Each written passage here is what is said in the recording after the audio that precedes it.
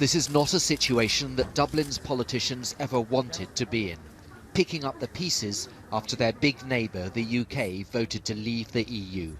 But how can they make sense of new realities before the dust has even settled? In my opinion, nothing's a done deal, and it's quite clear from the chaos and turmoil that there is in London that we have yet to see how all of this will work itself out. Therefore, they're not subject to the Irish Prime Minister, or Taoiseach, Enda Kenny, is a worried man.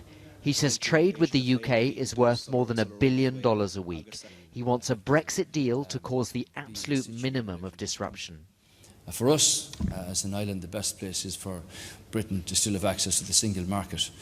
We want to protect the common travel area, we want an open border, we want to maintain our links with Northern Ireland, maintain our links with the UK, and obviously our links with the European Union. In Northern Ireland, which is in the UK, sectarian tensions have not disappeared.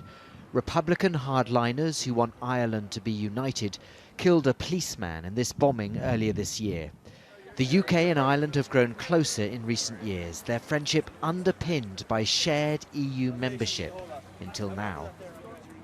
The border between Ireland and Northern Ireland is open, uncontrolled.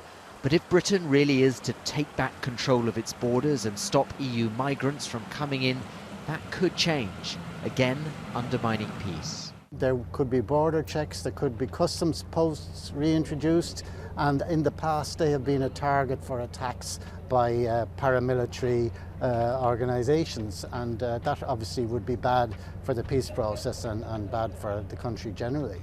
Arlene Foster is the most powerful unionist politician in Northern Ireland, determined to stay in the UK and a supporter of the campaign to leave the EU. She says there will be no changes to the border and that Brexit will cause no political damage.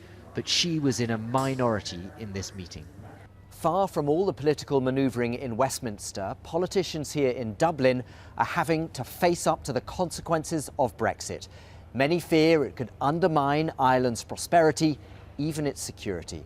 But until there is a new Prime Minister in London and a clearer sense of where negotiations with the EU are heading, there's not a lot that politicians here can do to defend Ireland's interests. Barnaby, Phillips, Al Jazeera, Dublin.